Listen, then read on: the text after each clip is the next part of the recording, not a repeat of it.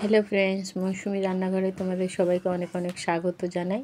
তো দেখো, এখন হালকা হালকা ঠান্ডা পড়েছে, সেই জন্য এখন বাজারে কিন্তু অনেক রকম সবজিও এসছে। তো এখানে আমি নিয়ে নিয়েছি বেগুন, কুমড়ো, পটল, সিম, ঝিঙে আর একটা ক্যাপসিকাম আছে। তো চলো এই সবজিগুলো দিয়ে খুব সুন্দর একটা তরকারি বানাই। তো এখানে দেখো, সিম, আলু, বেগুন, পটল আর কুমড়ো নিয়েছি। নিয়ে আমি একটা তরকারি রান্না করব। এই যে বেগুন এখানে দেখো ছোট ছোট টুকরো করে কেটে নিয়েছি, একই সাইজের টুকরোগুলো করবে, তাহলে তরকারিটা দেখতে খুব ভালো হবে। তো সুন্দরভাবে কেটে আমি এটাকে ধুয়ে নিয়েছি। এবার দেখো, কড়াইতে আমি দিয়ে দিয়েছি সাদা তেল দিয়ে দিয়েছি। আর এখানে দিয়ে দিলাম 2 কোয়া রসুন, ছোট্ট করে টুকরো করে নিয়েছি। আর 2টো কাঁচা লঙ্কা নিয়েছি।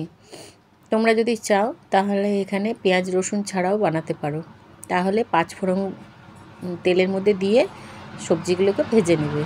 আর যদি এইভাবে করো কিন্তু হালকা টেস্ট, এই যে রসুনের একটা হালকা টেস্ট আসবে, খুব সুন্দর গন্ধ।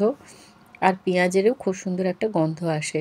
তো পেঁয়াজ রসুন দিয়ে বানালে এইভাবে বানাতে পারো, যেভাবে আমি বানাচ্ছি, খুব খুব টেস্টি হয়।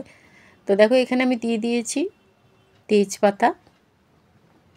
দিয়ে যেই একটু ভাজা ভাজা হয়ে গেছে পেঁয়াজটা, অমনি আমি দিয়ে দিচ্ছি টুকরো করা আলুগুলো। কারণ আলুটা সিদ্ধ হতে একটু টাইম লাগে বলে প্রথমে আমরা আলুটাকে ভেজে নেব। তো এখানে সব আলুগুলোকে দিয়ে নিয়েছি, এবার দিয়ে পেঁয়াজ দিয়ে ভালো করে ভেজে নিচ্ছি। পেঁয়াজের কিন্তু খুব সুন্দর একটা ভাজা মিষ্টি গন্ধ বেরিয়েছে, তখন তোমরা বুঝতে পারবে যে হ্যাঁ, আমাদের পেঁয়াজ ভাজা হয়ে গেছে। তো আলুগুলোকে দেখো আমি একটুখানি সরিয়ে নিচ্ছি, চারপাশে সরিয়ে নিয়ে এই যে পটলগুলোকে দিয়ে দিচ্ছি।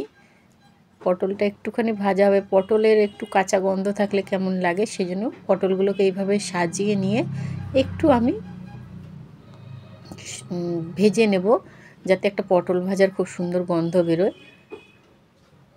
তো দেখো, এখানে পটলটা কিন্তু খুব সুন্দরভাবে ভাজা হচ্ছে।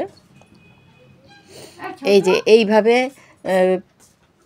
পটল ভাজাটাকে আমরা উল্টে নেব। তো দেখো এইবার কি হয়েছে, যে পটলটা আমরা উল্টে নিলাম। তো সব পটলগুলো দিয়ে দিলাম, দিয়ে এবার খুব ভালো করে আমি পটলটাকে এইভাবে নেড়ে চেড়ে নিচ্ছি।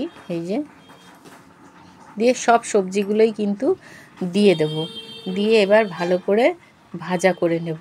তো দেখো, এবারে ভাজা হচ্ছে আমাদের সব সবজিগুলো, খুব সুন্দর কিন্তু একটা গন্ধ বেরিয়েছে রসুন পেঁয়াজ ভাজা দিয়ে।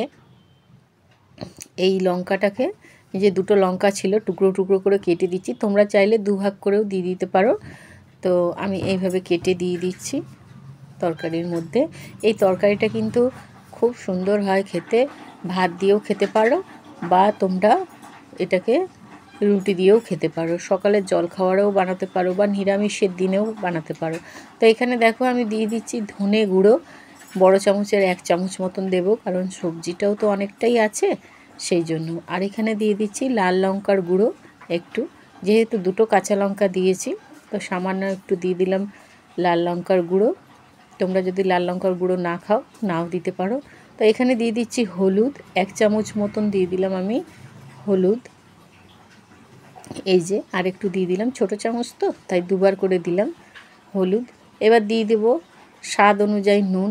তো নুনটা আমরা দিয়ে দিলাম, কারণ সবজিটা অনেকটাই আছে, আন্দাজ মতন নুন দিয়ে দিচ্ছি কতটা লাগবে পরিমাণে।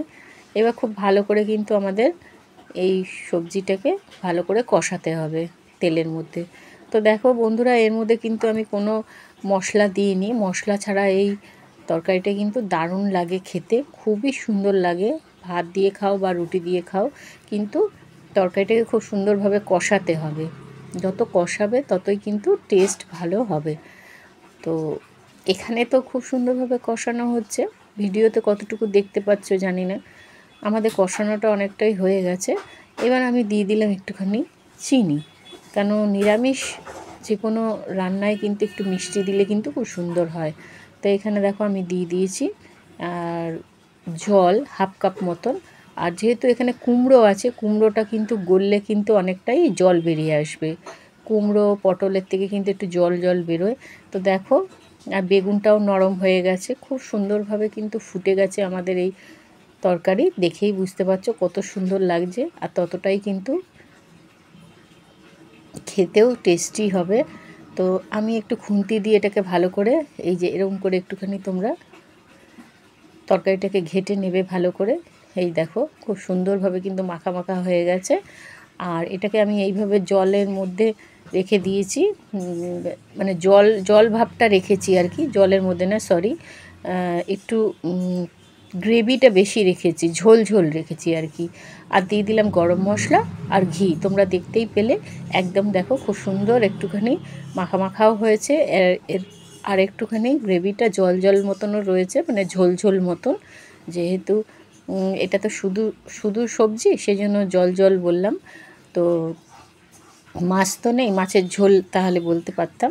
তো এইভাবেও তোমরা রাখতে পারো, এটাকে একদম সেই শুকনো করে দিতে পারো। তো এইভাবে রান্না করো, খুব টেস্টি লাগবে। এখন বাজারে প্রচুর কিন্তু সবজি, সেই জন্য এইভাবে বানিয়ে ফেলো বাড়িতে, দারুণ একটা টেস্টি রান্না। কেমন লাগলো কমেন্টে জানিও।